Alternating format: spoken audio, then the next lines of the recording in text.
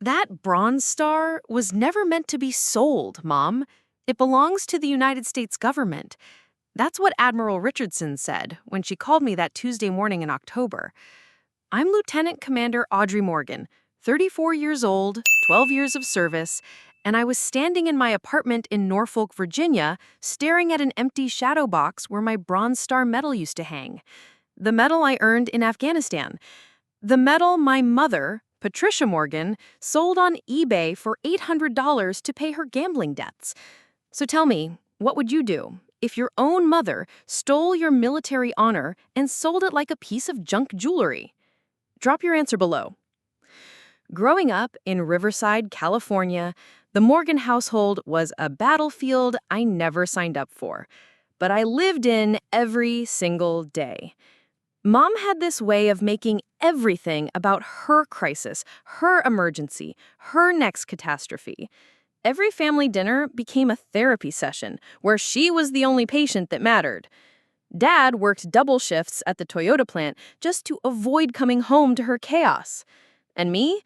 I was the family ATM, the problem solver, the one who had to fix whatever Patricia Morgan broke this week.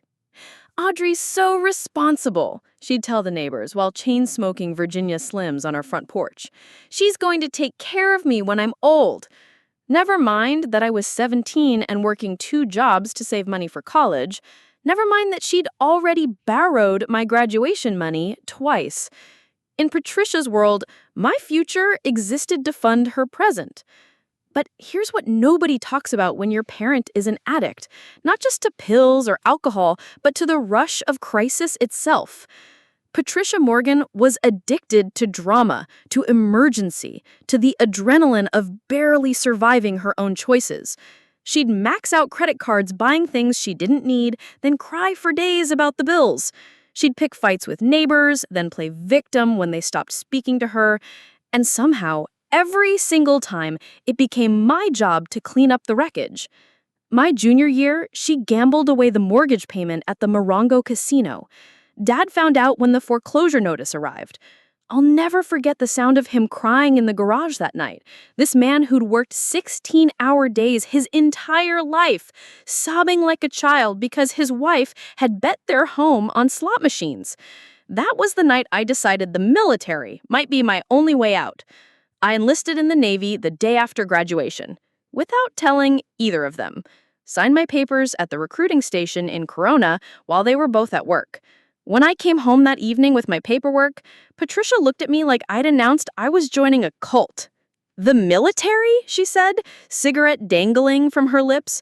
"Audrey, honey, you're too smart for that. You could go to community college, get a nice office job, stay close to home." What she really meant was, stay close enough to keep bailing me out of my messes. But Dad surprised me. He set down his beer, walked over, and hugged me tighter than he had since I was little. "I'm proud of you, kiddo. Get out of here and make something of yourself."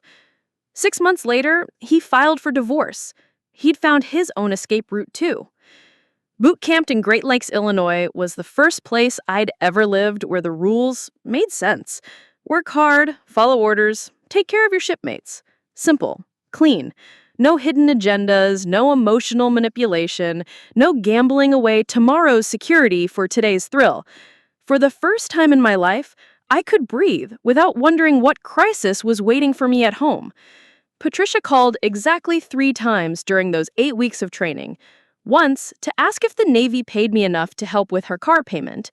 Once to complain that Dad was being mean during their divorce proceedings. And once to tell me she was so lonely without me there to talk to her.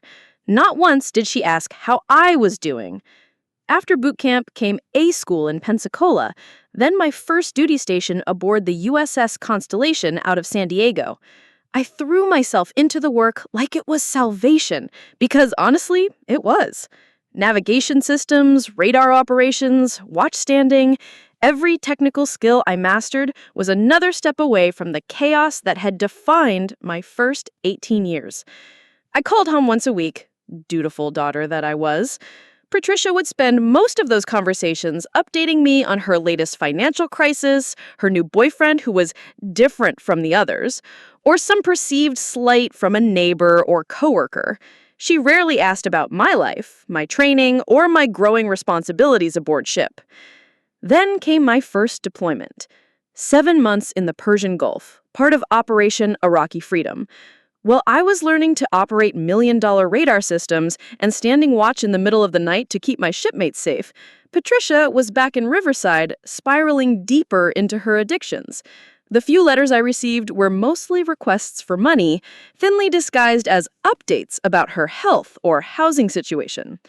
When we returned to port, I had a stack of overdue bills forwarded from my old address, and a voicemail from Patricia explaining that she'd temporarily used my power of attorney to access my savings account. $2,300. Gone. Rent for some apartment she'd moved into and moved out of in the same month. That's when I learned my first hard lesson about loving an addict. Every dollar you give them is a dollar invested in their destruction, not their recovery. But I was young, and she was still my mother, and hope is the cruelest drug of all. The thing about growing up with Patricia Morgan as a mother is that you learn to expect disappointment like other people expect sunrise. Inevitable, predictable, and somehow still shocking every single time it happens. But what I didn't expect was how she'd rewrite history to make herself the hero of every story, especially mine. After my first deployment ended, I came home to Riverside for 2 weeks of leave. Patricia had moved again, her 4th apartment in 8 months, this time to a complex called Desert Palms that looked like it hadn't seen palm trees or maintenance since the Carter administration. The walls were stained, the carpet smelled like cat urine and broken dreams, and Patricia was sitting in the middle of it all, smoking Marlboro Lights and watching daytime television like she was conducting a symphony of self-pity. "My daughter's in the Navy," she announced to her neighbor, Mrs. Chen, who had the misfortune of bringing over a plate of cookies. "She's stationed on one of those big ships. Very important work." She said it like she'd personally enlisted me, like my service was somehow her accomplishment. Mrs. Chen smiled politely and asked what I did on the ship. Before I could answer, Patricia jumped in. "Oh, she runs the computers or something technical. Very smart, my Audrey. Gets that from me, you know. I was always good with numbers."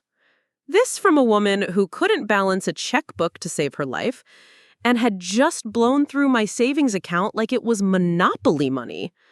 What Patricia never mentioned to Mrs. Chen or anyone else was that she'd been calling the ship's family readiness group every few weeks during deployment, spinning sob stories about medical emergencies and financial hardships, hoping they'd pressure me to send more money home. She never mentioned that she had forged my signature on loan applications using my military service as collateral. She definitely never mentioned that she'd been telling people around town that I was helping support her while I was overseas, as if my service was just an elaborate way to fund her lifestyle. The night before I left to go back to San Diego, Patricia pulled out a photo album she'd apparently been working on while I was deployed. Page after page of pictures from my childhood, high school graduation, and a few she had somehow gotten from my boot camp graduation. But here's the twisted part. She'd captioned every single photo with little stories that painted her as the devoted, sacrificing mother who'd raised this successful military daughter all on her own. "Look at this one," she said, pointing to a picture of me in my dress blue uniform.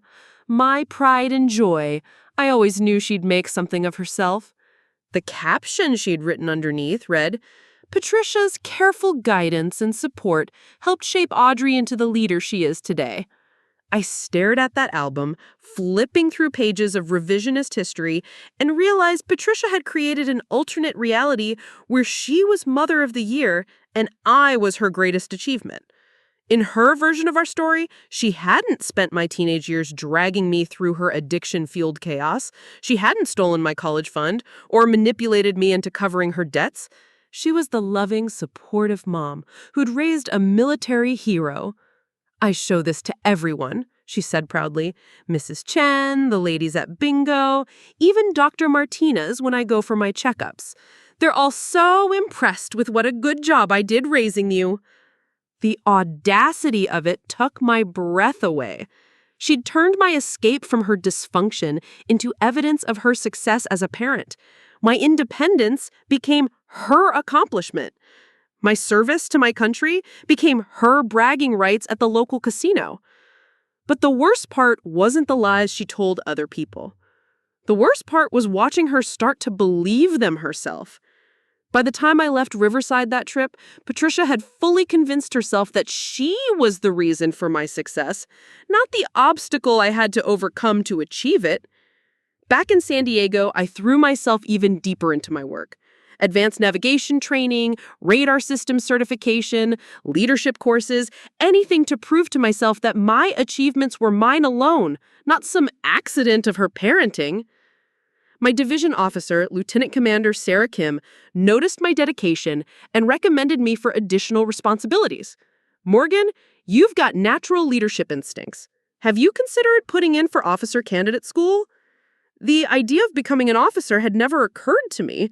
In my mind, I was just a kid from Riverside who'd gotten lucky enough to escape. But Lieutenant Commander Kim saw something I didn't see in myself. She said, "Think about it. The Navy needs officers who understand what it means to work for everything they have." Meanwhile, Patricia's phone calls continued like clockwork every Sunday. The conversations followed the same pattern. 5 minutes of her telling me how proud she was of her sailor daughter, followed by 20 minutes of financial emergencies that somehow required my immediate assistance. Car repairs, medical bills, rent deposits for new apartments when she inevitably got evicted from the old ones. "I hate to ask," she'd always start, which was her way of asking without technically asking, "but I'm in a real bind here, and you know I wouldn't call unless it was serious." It was always serious. Everything in Patricia Morgan's life was a 5-alarm emergency that required someone else's money to solve. The pattern was so predictable that my shipmates started calling Sunday evenings Morgan's Mom Drama Hour. They'd see me hang up the phone looking drained and defeated, and they'd know exactly what had happened without me saying a word. "You know you don't owe her anything, right?" my bunkmate Jessica would say. "Just because she gave birth to you doesn't mean you're responsible for funding her disasters for the rest of your life." I knew Jessica was right, but knowing something and feeling it are two different things entirely. Patricia had spent 18 years conditioning me to believe that her survival depended on my sacrifice, that love meant putting her needs before my own, that being a good daughter meant being an inexhaustible source of solutions to problems I didn't create. What I didn't know yet was that Patricia was just getting started. The small-scale manipulation and financial dependency I'd grown accustomed to were just the opening act. The real show, the one that would eventually involve an admiral and the U.S. government, was still to come. The call came at 0300 on a Thursday morning in February, 6 months into my second deployment. We were anchored off the coast of Bahrain, and I was standing watch in the Combat Information Center when the ship's communications specialist handed me a red priority message.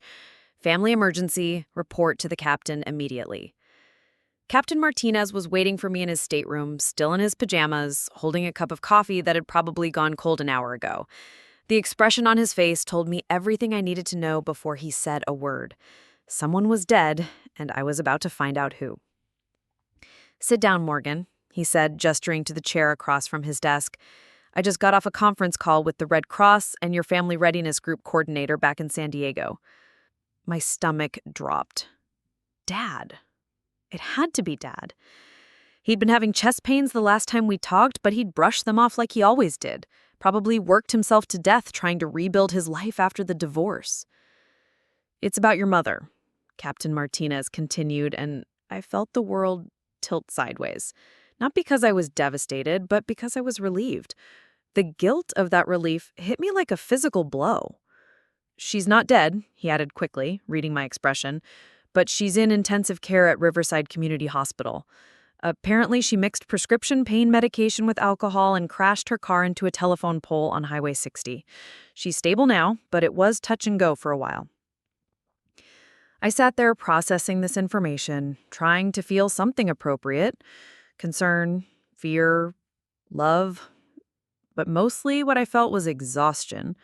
Even from 7,000 miles away, even while unconscious in a hospital bed, Patricia Morgan had managed to create a crisis that required my immediate attention. The Red Cross has arranged emergency leave. You can fly out of Bahrain tomorrow morning and be in California by tomorrow night.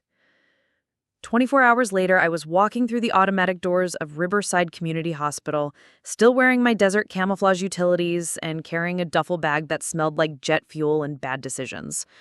Patricia was awake when I entered her room, propped up in bed, with tubes running from her arms and a bandage covering half her forehead. "Audrey," she said, her voice hoarse but animated. "Oh, honey, you came. I knew you'd come. I told the nurses my daughter was in the Navy and she'd drop everything to be here for me." She reached out with her good hand like she expected me to rush over and embrace her. Instead, I set my duffel bag down and took the chair next to her bed. "What happened, Mom?"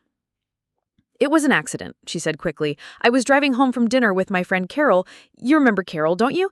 And I must have gotten dizzy from my new medication. The doctor says I had a reaction or something. Next thing I knew, I was waking up here." I'd heard Patricia's version of events. Now I wanted the real story. I found it at the nurse's station, where a tired-looking charge nurse named Rebecca filled in the details Patricia had conveniently omitted.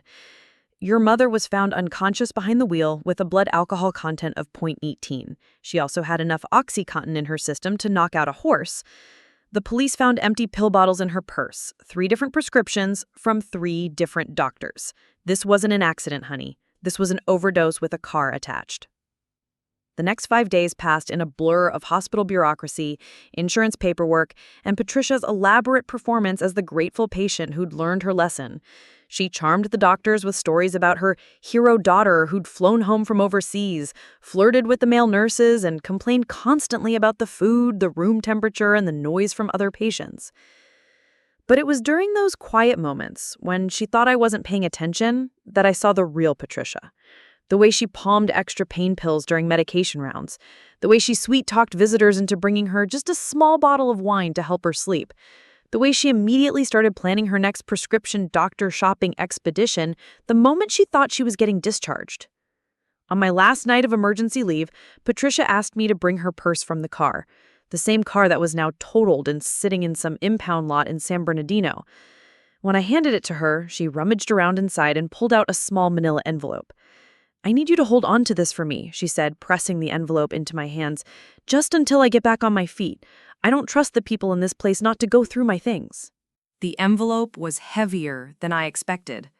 Inside, I found Patricia's collection of what she called her insurance policies.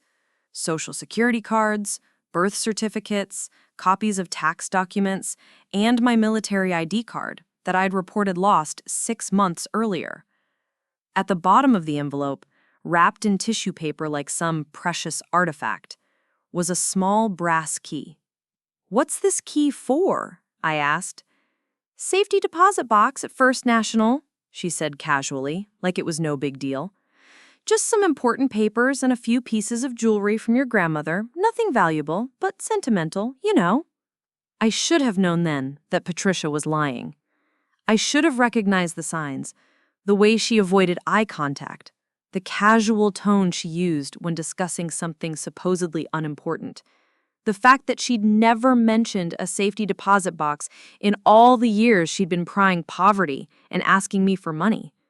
But I was tired of her crises, tired of trying to decode her lies, tired of being the responsible adult in a relationship where I was supposed to be the child.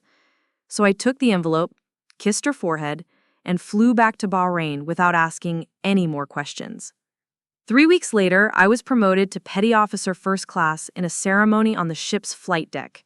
Lieutenant Commander Kim pinned the new chevrons on my uniform while the entire division stood at attention. It should have been one of the proudest moments of my military career. Instead, all I could think about was the envelope sitting in my rack and the growing certainty that Patricia had handed me something that was going to explode in my face eventually.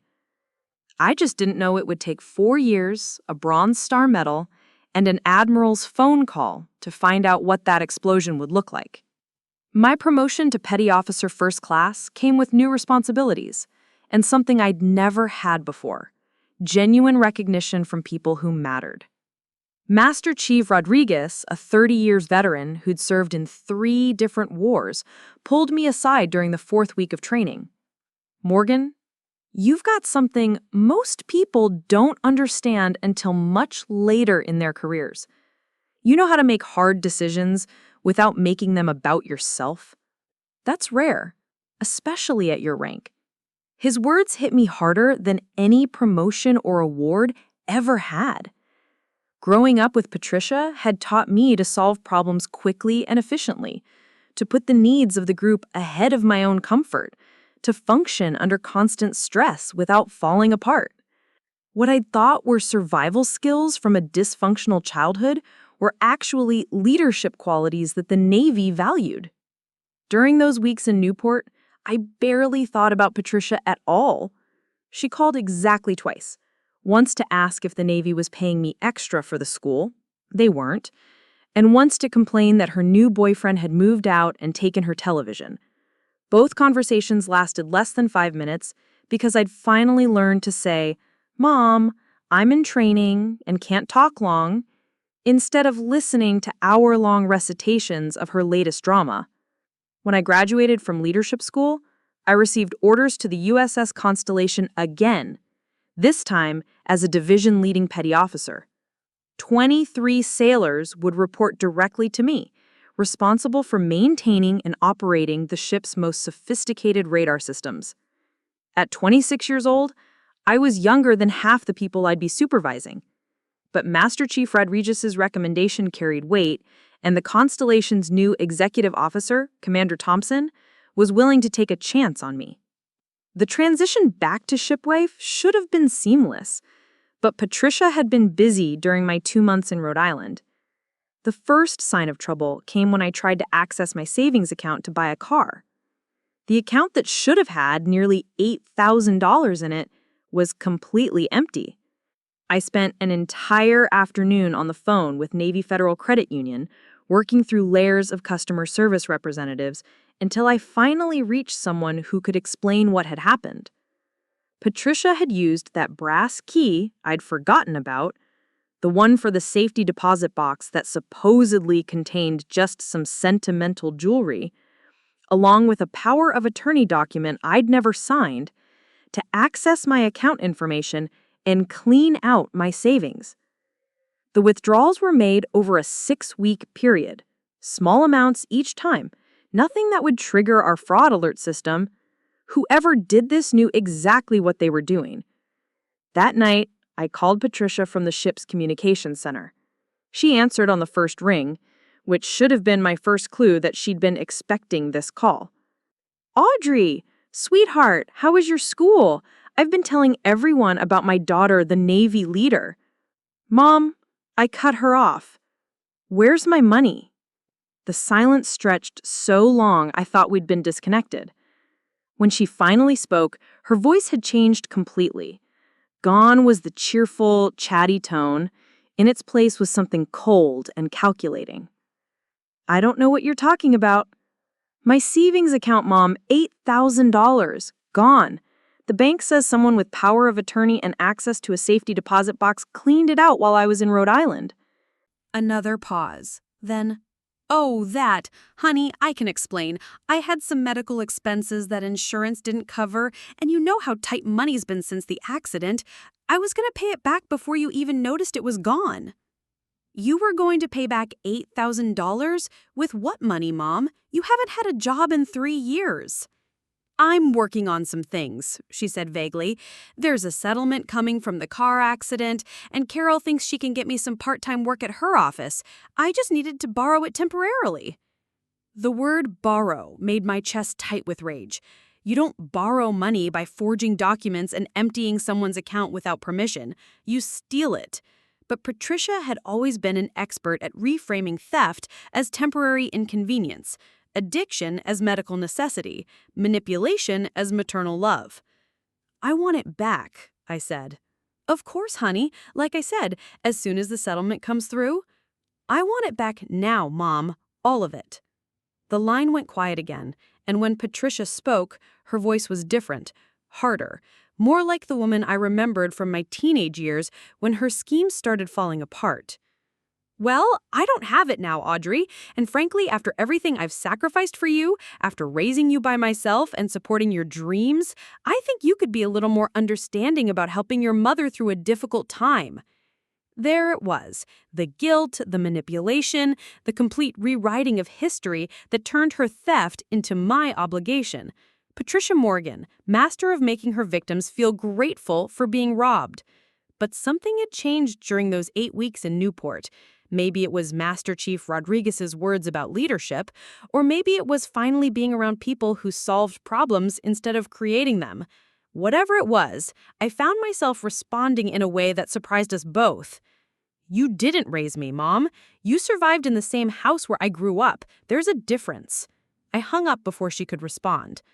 The next morning, I opened a new bank account and changed all my direct deposit information. I also did something I should have done years earlier. I went to the base legal office and spoke with a Navy lawyer about protecting my financial information from family members. "This happens more often than you'd think," Lieutenant Commander Walsh told me. "Military members are often targeted by family members who see their steady pay and benefits as an easy source of money. We can help you revoke any power of attorney documents and put protective measures in place." As I signed the paperwork that would prevent Patricia from accessing my accounts ever again, I felt something I hadn't experienced in years: control over my own life. For the first time since enlisting, my military service belonged entirely to me, not to whatever crisis Patricia had created that week. What I didn't know is that Patricia had already moved on to bigger schemes than my savings account.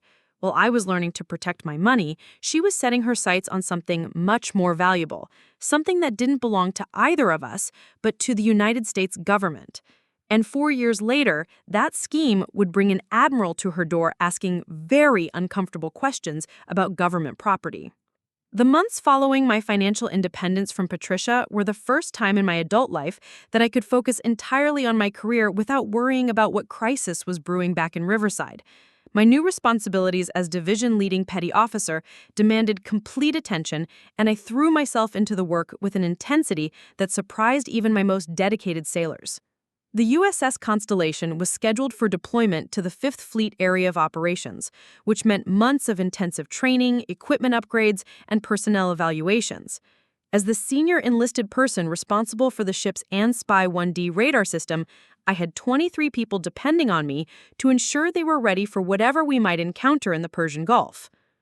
Petty Officer Martinez, a 19-year-old from Phoenix who joined the Navy to escape his own family dysfunction, reminded me of myself at that age. He worked harder than anyone else in the division, stayed late to study technical manuals, and never complained about the long hours or demanding schedule.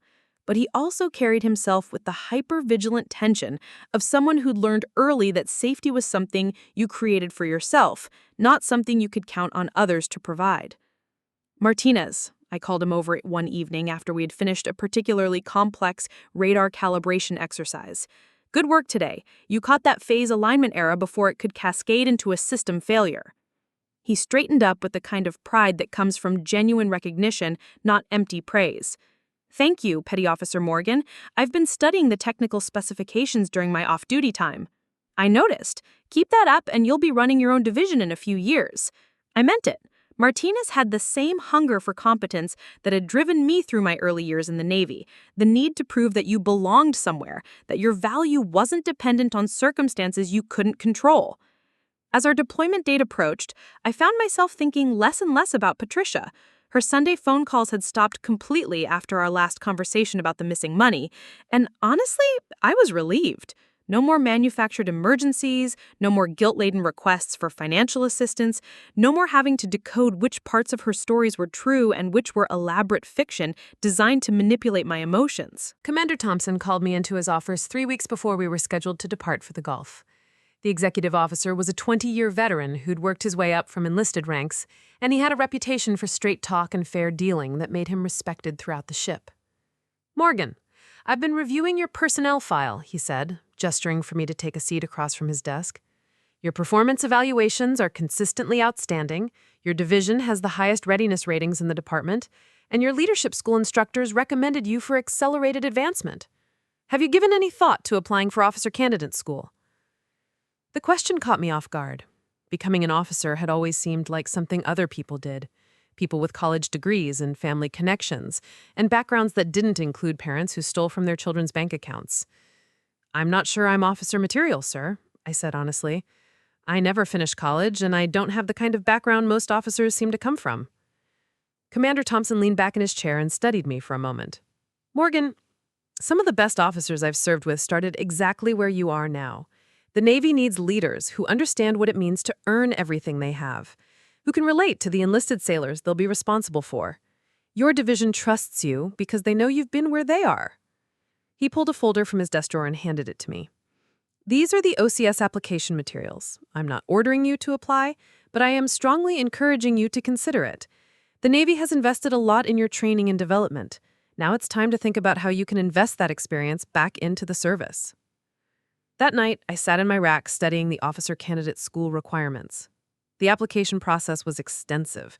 Essays about leadership philosophy, recommendations from superior officers, a comprehensive review of my military record, and a commitment to serve at least 5 additional years as a commissioned officer. For the first time in years, I found myself wishing I had someone to talk to about a major life decision. Not Patricia, obviously, but someone who cared about my future in a way that wasn't tied to what I could do for them. The realization that I'd spent so much energy protecting myself from my mother's manipulation that I'd forgotten how to build genuine relationships with people who might actually support me was more painful than I had expected. I decided to call my father. We hadn't spoken in over a year, not since he'd moved to Oregon after his divorce from Patricia was finalized. The conversation was awkward at first. Too many years of family dysfunction had made both of us cautious about emotional vulnerability. But when I explained the opportunity I was considering, his response surprised me. "Audrey, your mother spent 18 years convincing you that you weren't good enough for anything better than what she could imagine for you. Don't let her voice in your head make that decision now. You've earned the right to see how far you can go." I submitted my OCS application 2 weeks later, just before we deployed to the Persian Gulf. The timing meant I wouldn't hear back about acceptance until we returned from deployment, but somehow that felt appropriate. I'd spend the next 7 months focusing on leading my division through whatever challenges we encountered overseas, and then deal with my own future when we got home. What I didn't know was that Patricia had been keeping track of my military career more closely than I'd realized. While I was focused on training exercises and deployment preparations, she was developing her own plans for profiting from my service, plans that would eventually involve selling something that legally belonged to the United States government. The irony was that just as I was finally learning to value my own achievements independent of her approval or disapproval, Patricia was figuring out new ways to turn my military service into her personal financial opportunity. The difference was that this time her schemes would attract the attention of people with a lot more authority than Navy Federal Credit Union customer service representatives. But all of that was still months away. For now, I was focused on preparing my sailors for deployment and trying to imagine a future where Lieutenant Commander Audrey Morgan might be a real possibility, not just a fantasy born from late-night conversations with my father and the encouragement of officers who saw potential I was still learning to recognize in myself. The deployment to the Persian Gulf started like every other rotation I'd experienced. Weeks of monotonous routine punctuated by moments of intense focus when intelligence reports suggested potential threats in our area of operations. The USS Constellation took up station in the northern Arabian Gulf, tasked with providing air defense coverage for coalition forces operating in Kuwait and southern Iraq. My division had settled into the rhythm of shipboard life, standing 12-hour watches in the Combat Information Center, maintaining our radar systems, and training constantly on scenarios that intelligence analysts assured us we'd probably never encounter. Petty Officer Martinez had emerged as my most reliable team leader, and I'd started grooming him for advancement to Petty Officer Second Class. It was during our 4th week on station that everything changed. The alert came at 02:30 hours on a Tuesday morning in March. I was asleep in my rack when the ship's general alarm began wailing, followed by the captain's voice over the 1MC. General quarters, all hand, man your battle stations. This is not a drill." I was dressed and running toward Combat Information Center before I was fully awake, my division falling in behind me as we raced through passageways that had suddenly become crowded with sailors, moving to their assigned positions. The controlled chaos of a warship preparing for potential combat was something I had trained for hundreds of times, but this was the first time it felt completely real. Lieutenant Commander Kim was already at her station when I arrived in combat, her face illuminated by the green glow of radar displays, showing dozens of contacts throughout our operational area. "Morgan, get your people on the scopes immediately," she ordered. "We've got multiple fast-moving contacts approaching coalition positions near Kofji. Initial assessment suggests coordinated attack formation." The next 6 hours became a blur of radar tracking, communication with coalition command centers, and the kind of split-second decision-making that separates training exercises from actual combat operations. What had appeared on our screens as routine merchant traffic suddenly revealed itself as a sophisticated enemy operation. Small, fast attack boats attempting to penetrate coalition defenses under cover of legitimate shipping traffic. My job was to distinguish between hostile contacts and innocent civilian vessels while providing targeting data to weapon systems operators who would ultimately decide whether to engage. Every decision carried life or death consequences, not just for enemy combatants, but for civilian mariners who might be in the wrong place at the wrong time. "Contact bearing 095, range 12,000 yards, speed 35 knots. Petty Officer Martinez reported from his console, his voice steady despite the stress. Classification, probable hostile based on speed and course, deviation from shipping lanes." I confirmed his analysis and passed the information to Lieutenant Commander Kim, who coordinated with the ship's weapon systems. Within minutes, guided missiles were streaking across the water toward targets my division had identified and tracked. The engagement lasted less than 3 hours, but by the time it was over, coalition forces had successfully repelled what post-mission analysis would later confirm was a carefully planned assault on critical infrastructure facilities. Our radar tracking had identified 17 hostile contacts, 12 of which were successfully intercepted before they could reach their targets. More importantly, our ability to distinguish between legitimate shipping traffic and enemy vessels meant that no civilian casualties occurred during the engagement. In the chaos of combat, that kind of precision required not just technical competence, but the kind of calm, systematic decision-making that can only come from exceptional training and leadership. Captain Rodriguez found me in combat 3 hours after the all-clear had been sounded. I was still at my station, reviewing the radar tracks and timeline data, trying to understand every detail of what had just happened. "Outstanding work, Morgan," he said quietly so that only I could hear. "Your division's performance during that engagement was textbook perfect. Every target classification was accurate, every friendly vessel was protected, and your people maintained discipline under pressure that would have broken most sailors." I felt a surge of pride that had nothing to do with personal recognition and everything to do with knowing that my team had performed exactly as they'd been trained to perform. 23 sailors had done their jobs flawlessly when it mattered most, and the success of the entire operation had depended on their competence and professionalism. 2 weeks later, I received word that my officer candidate school application had been accepted. The timing seemed almost surreal. Here I was, processing the most intense combat experience of my military career, while simultaneously preparing for a transition that would fundamentally change my relationship with the Navy. But first, there was paperwork to complete. Lots of paperwork. Military commendations require extensive documentation, witness statements, and detailed after-action reports that capture not just what happened, but why specific individuals deserve recognition for their performance. Lieutenant Commander Kim spent hours interviewing my division members, gathering testimony about leadership decisions I'd made during the engagement. The Bronze Star Medal recommendation that eventually emerged from that process was 8 pages long and included statements from 12 different personnel who had witnessed my actions during the combat operation. Reading through their descriptions of my performance was surreal. They were writing about someone who sounded much more competent and courageous than I felt. Petty Officer Martinez's statement was particularly detailed. Petty Officer Morgan maintained complete situational awareness throughout the engagement, while simultaneously managing radar tracking, personnel assignments, and communication with ship's weapon systems.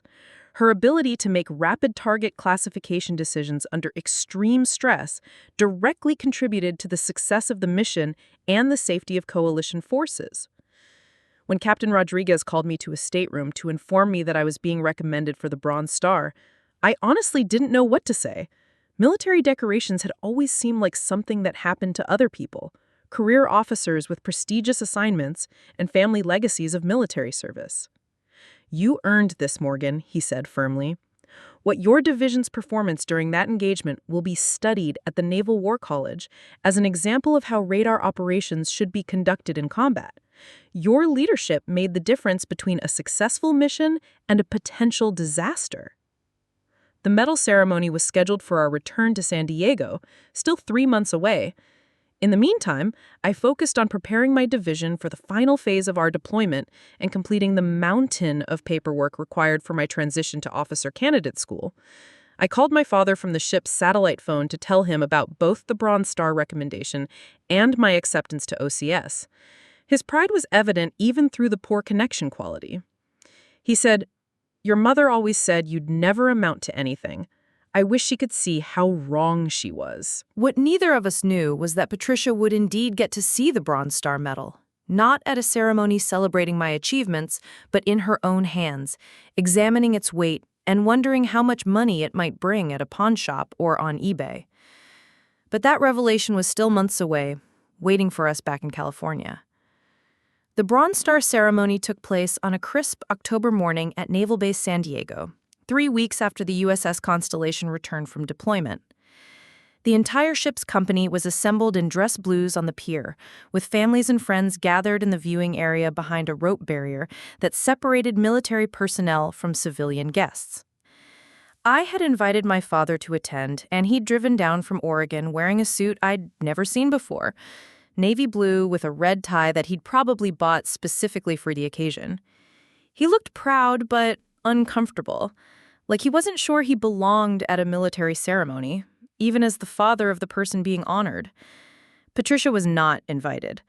I hadn't spoken to her since our conversation about the missing money 8 months earlier, and I had no intention of giving her an opportunity to turn my recognition into another opportunity for manipulation or drama. This day belonged to me and the sailors I'd served with, not to her chaotic need for attention. Captain Rodriguez read the citation aloud to the assembled formation, his voice carrying across the pier as he described the combat engagement and my division's performance during those critical hours in the Persian Gulf. Hearing the official language of military commendation, exceptional leadership under enemy fire, decisive action that directly contributed to mission success, unwavering dedication to the safety of coalition forces, felt surreal, like he was describing someone else's actions. When he pinned a Bronze Star to my uniform, I felt the weight of it against my chest. Not just the physical weight of the medal itself, but the weight of recognition from people whose respect I'd spent 6 years earning. This wasn't a participation trophy or a gesture of empty encouragement. This was acknowledgement that I had performed at the highest level when it mattered most. After the ceremony, my father and I went to lunch at a restaurant in downtown San Diego that overlooked the harbor. He spent most of the meal asking detailed questions about the deployment, the combat engagement, and my plans for officer candidate school. It was the longest conversation we'd had since I was a teenager, and the first time I could remember him being genuinely interested in my life, rather than just trying to avoid talking about Patricia's latest crisis. "You know," he said as we were finishing our coffee, "I spent so many years focused on surviving your mother's chaos that I never really paid attention to what you were accomplishing. That was a mistake, and I'm sorry for it." His apology meant more to me than the medal ceremony had. Growing up, I'd always assumed that Dad's emotional distance was just his personality, not a survival mechanism for living with Patricia's addictive behavior. Understanding that distinction didn't erase the years of feeling invisible, but it helped explain why recognition from my military superiors felt so significant. 3 days later, I reported to Officer Candidate School in Newport, Rhode Island. The 12-week program was designed to transform enlisted personnel into commissioned officers, and the instructors made it clear from day one that not everyone who started the program would finish it. The academic coursework was challenging but manageable. Military history, leadership theory, naval warfare tactics, and personnel management. What proved more difficult was learning to think like an officer rather than an enlisted sailor. Instead of focusing primarily on technical competence and following orders, I had to develop the ability to make strategic decisions, manage complex personnel issues, and accept responsibility for outcomes that affected dozens of people. My roommate at OCS was Sarah Chen, a former civilian engineer from Seattle who joined the Navy after her technology company downsized. She was brilliant, organized, and came from the kind of stable, supportive family that I'd only read about in books. Her parents called every Sunday to check on her progress, sent care packages filled with homemade cookies, and had already booked flights to attend her commissioning ceremony. "My mom wants to know if your family is coming to graduation," Sarah mentioned one evening as we were studying for our leadership psychology exam. "She's planning to bring extra snacks for everyone, and she wants to make sure she brings enough." I realized I hadn't thought about who would attend my commissioning ceremony. Dad would probably come if I asked him, but the idea of celebrating my achievement felt strange after spending so many years downplaying my accomplishments to avoid triggering Patricia's jealousy or resentment. "I'm not sure yet," I told Sarah. "My family situation is complicated." That was an understatement. While I was learning to command respect as a future naval officer, Patricia was back in Riverside probably creating new forms of chaos that I was, thankfully, too far away to be drawn into. The physical and emotional distance of being at OCS allowed me to see clearly how much energy I had wasted over the years trying to manage her crises and protect myself from her manipulation. Halfway through the program, during a particularly challenging field exercise that required us to lead simulated combat operations while sleep-deprived and under constant pressure, something clicked into place. I found myself making decisions with confidence, managing personnel conflicts with authority, and accepting responsibility for outcomes that affected dozens of people without the hypervigilant anxiety that had characterized my relationship with leadership throughout my childhood. Lieutenant Commander Walsh, one of our instructors, pulled me aside after the exercise. "Morgan, you've shown remarkable growth during this program. When you first arrived, you had all the technical competence and work ethic we look for, but you seemed reluctant to fully embrace the authority that comes with leadership. Something's changed." She was right. For the first time in my life, I was learning to value my own judgment, to trust that my decisions were based on competence rather than desperation, and to accept recognition without immediately looking for the hidden cost or manipulation behind it. As graduation approached, I did invite my father to attend the commissioning ceremony. I also sent him a photo of the Bronze Star Medal, which I'd had professionally framed and planned to display in my new quarters once I received my first assignment as an officer. What I didn't know was that Patricia had been keeping closer track of my military career than I'd realized. While I was focused on my transformation from enlisted sailor to naval officer, she was developing plans that would eventually involve my Bronze Star in ways that would bring unwanted attention from people with significantly more authority than Navy Federal Credit Union customer service representatives. But for now, I was focused on the future. Lieutenant Junior Grade Audrey Morgan, ready to lead sailors and accept responsibility for outcomes that would affect real people in real situations. The girl who'd grown up managing her mother's crises had become a woman capable of managing much more significant challenges. If only I'd known that Patricia's biggest crisis was still to come. Lieutenant Junior Grade Audrey Morgan. The title still felt surreal, even 6 months after my commissioning ceremony. My first assignment as a newly minted naval officer was to the USS Hampton, a Los Angeles-class submarine based out of Norfolk, Virginia. The transition from surface ships to submarines required additional training at the Naval Submarine School in Groton, Connecticut. But the challenge of learning an entirely new warfare specialty excited me in ways I hadn't expected. Submarine operations demanded a different kind of leadership than I'd experienced on surface vessels. In the confined space of a nuclear submarine, every decision carried amplified consequences, and the margin for error was essentially zero. As the assistant navigator and electronics material officer, I was responsible for systems that could mean the difference between successful mission completion and catastrophic failure hundreds of feet beneath the ocean surface. My stateroom aboard the Hampton was barely larger than a closet, but it was mine. For the first time in my military career, I had private space where I could think, plan, and process the day's events without the constant background noise of enlisted berthing areas. I'd arranged my few personal belongings carefully: books on naval strategy, a photo of my father from my commissioning ceremony, and my Bronze Star medal in its presentation case, prominently displayed on the small shelf above my desk. The medal had become more than just a military decoration to me. It represented proof that I could perform under extreme pressure, that my judgment could be trusted in life or death situations, and that the Navy considered me valuable enough to invest in my continued development as an officer. Some evenings, when the submarine was running silent beneath the Atlantic, and I had a few minutes between watch duties, I'd look at that medal and remember the chaos of my childhood, the years of being invisible in my own family, and how far I'd traveled from that frightened teenager who'd enlisted just to escape Patricia's dysfunction. The Hampton's deployment schedule was demanding: 6-month patrols followed by brief maintenance periods that barely allowed time for personal business. During our first port call in 6 months at the Naval Submarine Base in Kings Bay, Georgia, I had accumulated nearly 200 emails in my personal account, most of which were automated notifications from banks, insurance companies, and military administrative systems. Buried in that mountain of digital correspondence was a message from Patricia sent 3 weeks earlier. The subject line read, "Your mother is dying." I almost deleted it without reading it, assuming it was another manufactured medical emergency designed to manipulate me into resuming contact. But something about the phrasing made me pause.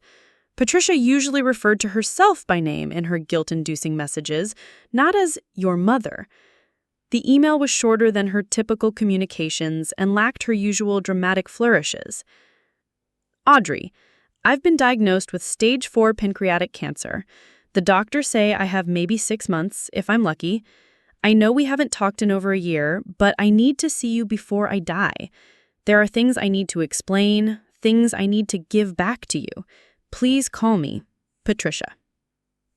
I stared at the message for a long time, trying to parse whether this was genuine medical crisis or elaborate manipulation.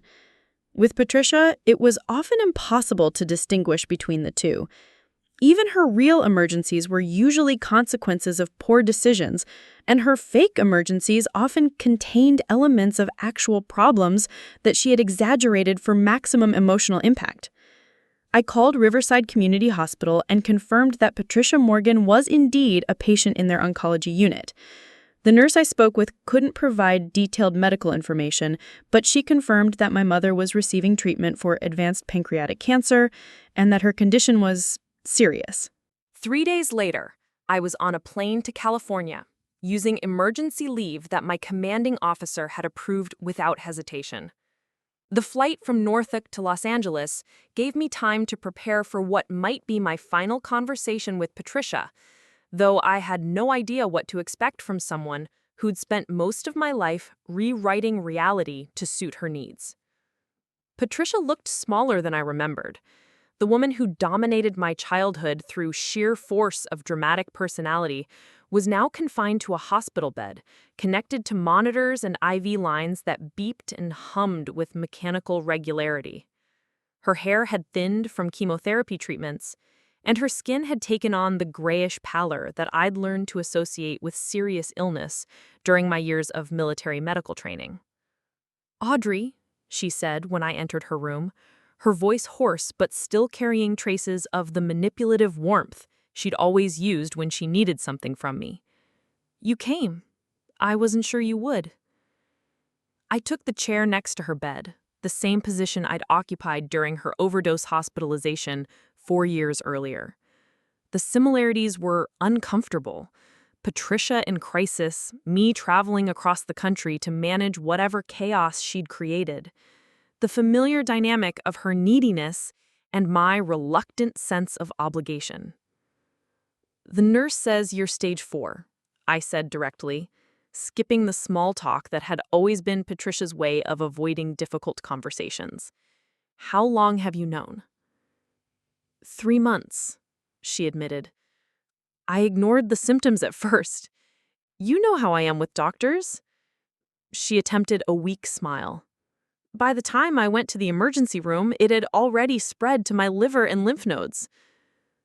We sat in silence for several minutes, the weight of impending death making our long history of conflict feel simultaneously more and less important. Part of me wanted to forgive everything, to spend whatever time she had left building some version of the mother-daughter relationship we'd never managed to create. But a larger part of me remained cautious, waiting for the manipulation or emotional blackmail that had characterized every serious conversation we'd ever had. There's something I need to give you, Patricia said, finally, reaching into the drawer of her bedside table. She pulled out a small manila envelope that looked familiar, similar to the one she'd asked me to hold during her overdose hospitalization 4 years earlier, but newer and sealed with tape. What is it? I asked, not taking the envelope immediately. Your Bronze Star, she said quietly, not meeting my eyes. The real one. The one they mailed to me by mistake after your ceremony. My chest went cold. What do you mean the real one? I have my Bronze Star. It's in my stateroom. Patricia's expression crumbled, and for the first time in our conversation, she looked genuinely ashamed. No, honey, what you have is a replacement. The original medal got sent to your old address in Riverside, the apartment I was living in when you were stationed in San Diego. I signed for it, and She trailed off, unable to finish the sentence. You what, Mom? I sold it, she whispered. I sold your Bronze Star medal on eBay for $800. The silence in the hospital room stretched between us like a chasm. I could hear the steady beeping of Patricia's heart monitor, the hum of fluorescent lights, the distant sounds of nurses moving through the corridors, but all of it felt muted and far away. My mother had just confessed to selling my Bronze Star medal, a federal crime that could result in years in prison, and I was struggling to process the full implications of what she'd done. $800, I repeated, my voice flat and emotionless. You sold a military decoration for $800.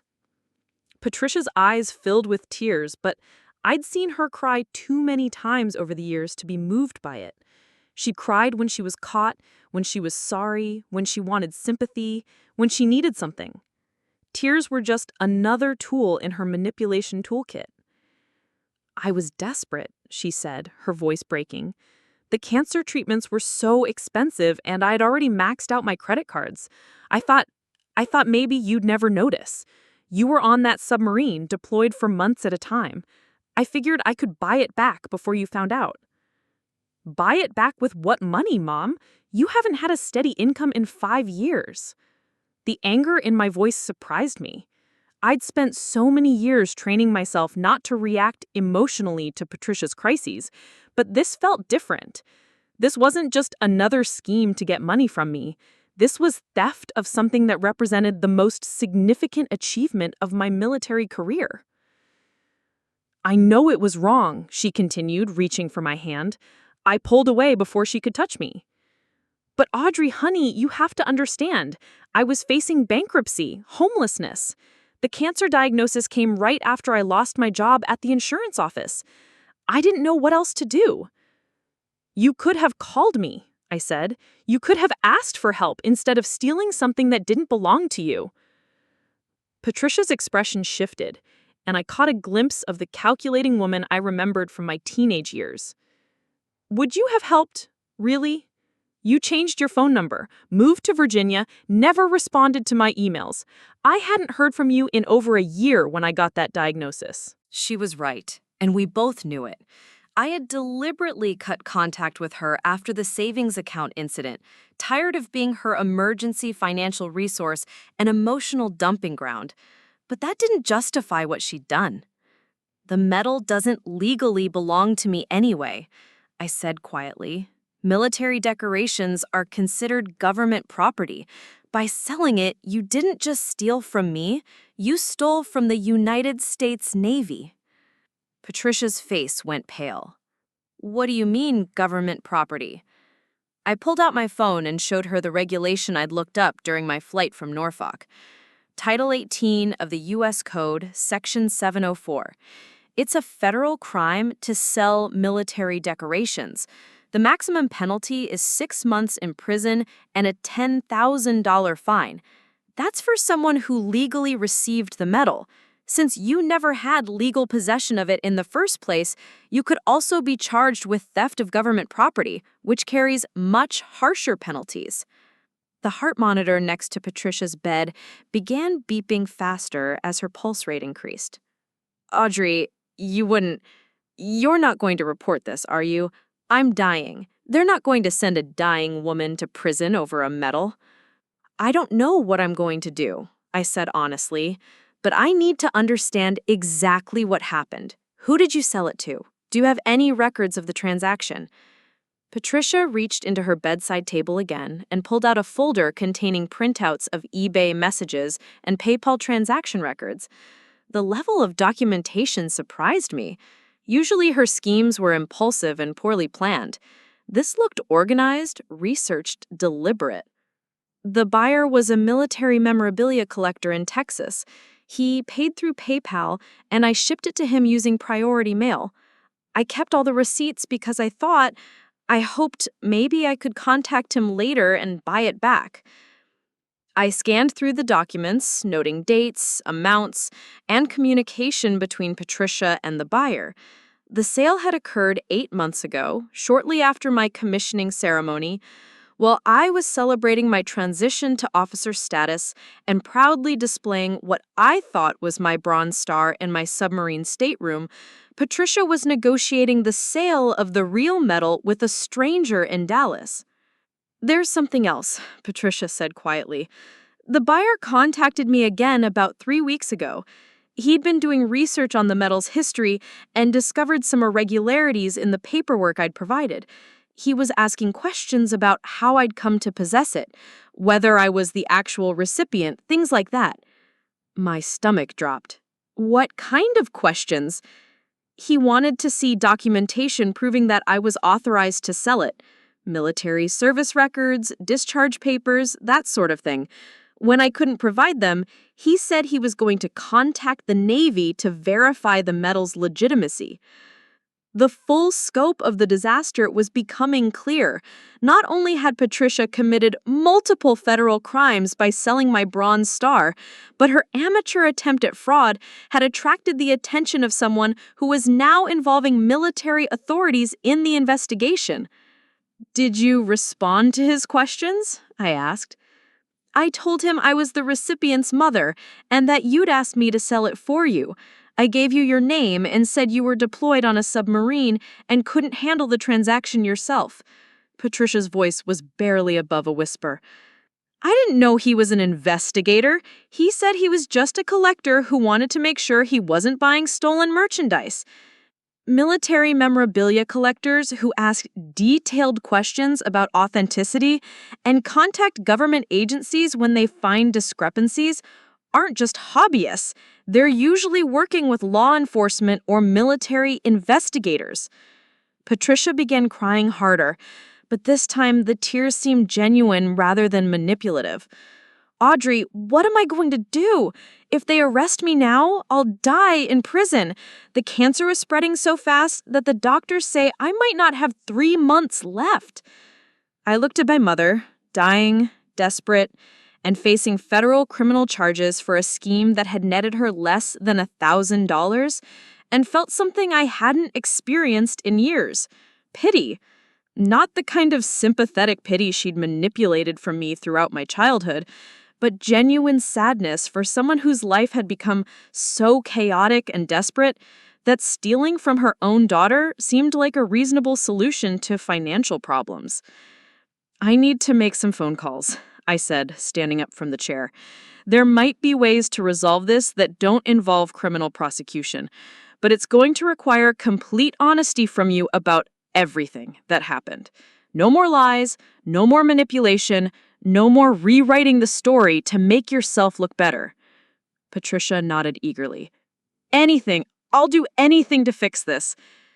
As I walked out of her hospital room, I realized that for the first time in our relationship, Patricia truly needed me to solve a problem that she couldn't manipulate or charm her way out of. And unlike all the previous crises she had created, this one had the potential to destroy not just her life, but mine as well. The next phone call I made would determine whether Lieutenant Junior Grade Audrey Morgan's military career survived her mother's latest catastrophic decision.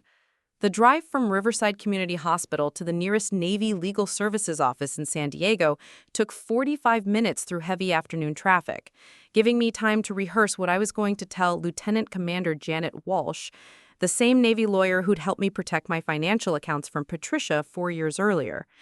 The irony wasn't lost on me that I was once again seeking legal protection from my mother's schemes, but this time the stakes were exponentially higher. Lieutenant Commander Walsh listened without interruption as I explained the situation, occasionally taking notes on a yellow legal pad. When I finished, she leaned back in her chair and studied me with the kind of analytical expression that I'd learned to associate with senior officers processing complex problems. "Lieutenant Morgan, I want to make sure I understand the timeline correctly," she said. "Your mother illegally sold your Bronze Star medal 8 months ago to a private collector in Texas. The collector has since contacted her with questions about the medal's authenticity and has indicated he may involve Navy investigators. Your mother told him that you authorized the sale, which potentially implicates you in the illegal transaction. Is that accurate?" "Yes, ma'am." "And you became aware of this situation how long ago?" 2 hours ago, when my mother confessed during what she says is her final hospitalization for terminal cancer." Lieutenant Commander Walsh made additional notes, then pulled a thick manual from her bookshelf. "The good news is that military investigators generally focus on intent when evaluating cases involving stolen or illegally sold military decorations. Since you clearly had no knowledge of the sale and no involvement in the transaction, you're unlikely to face any criminal charges." I felt some of the tension leave my shoulders, but Lieutenant Commander Walsh wasn't finished. "The challenging news is that this situation requires immediate action. If the collector has indeed contacted Navy investigators, they're probably already reviewing your service record and preparing to contact you officially. It's much better for your career if you report this incident voluntarily rather than having investigators discover it independently." She handed me a form titled Report of Suspected Criminal Activity. "I'm recommending that you file this report immediately, documenting everything you've learned about your mother's illegal sale. This establishes a clear timeline showing that you reported the crime as soon as you became aware of it." As I filled out the paperwork, Lieutenant Commander Walsh continued explaining the process. "Navy investigators will want to interview you, probably within the next week. They'll also want to interview your mother, assuming her medical condition allows it. The goal will be to recover the medal and determine whether criminal charges are appropriate." "What's likely to happen to my mother?" I asked. Lieutenant Commander Walsh's expression softened slightly. Given her terminal diagnosis and the relatively small financial amount involved, prosecutors often focus on restitution and medal recovery rather than imprisonment. However, that decision ultimately rests with federal prosecutors, not the Navy. I signed the completed report and handed it back to her. "What should I expect from the investigation?" "Complete transparency," she said firmly. "Answer all questions honestly, provide any documentation they request, and don't attempt to minimize your mother's actions or make excuses for her behavior. Navy investigators are professionals who understand family dynamics. They're not looking to destroy your career over your mother's crimes, but they need to ensure that no active duty personnel were involved in illegal activities." 2 days later, I received a phone call from Special Agent Rebecca Torres of the Naval Criminal Investigation Service. Her voice was professional but not unfriendly, as she explained that she was investigating the unauthorized sale of military decorations and needed to schedule an interview with me. "Lieutenant Morgan, I understand you recently reported that your Bronze Star medal was illegally sold by a family member. I'd like to meet with you tomorrow morning at 900 if your schedule permits. Yes, ma'am. Should I bring legal representation?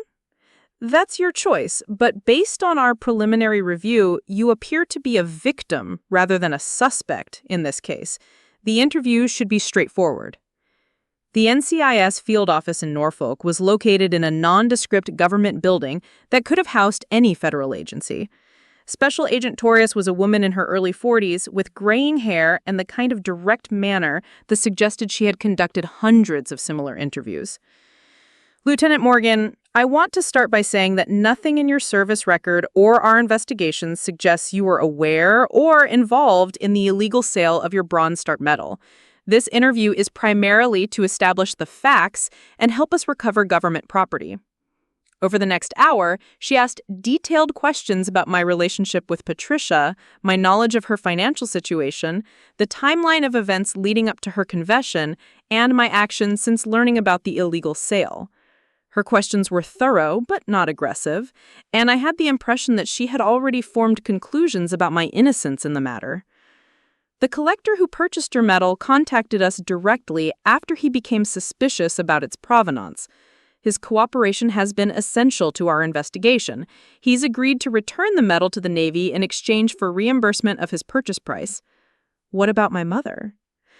We'll be interviewing her this afternoon, assuming her medical team clears her for questioning. Given her condition, any prosecution decisions will be made at much higher levels than mine. She closed her notebook and looked at me directly. Lieutenant Morgan, I want you to understand that this incident won't affect your security clearance or your career prospects. You handled the situation exactly as you should have. You reported it immediately upon learning about it, and you've been completely cooperative with our investigation. Investigation. That evening, I called my father from my hotel room near the hospital to update him on the investigation. His reaction surprised me. "I'm proud of you, Audrey," he said quietly. "You could have tried to cover this up or protect your mother from the consequences of her actions. Instead, you did the right thing, even knowing it might cause her serious legal problems." "She's dying, Dad.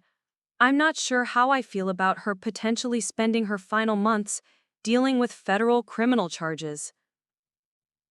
"Your mother made her choices," he replied.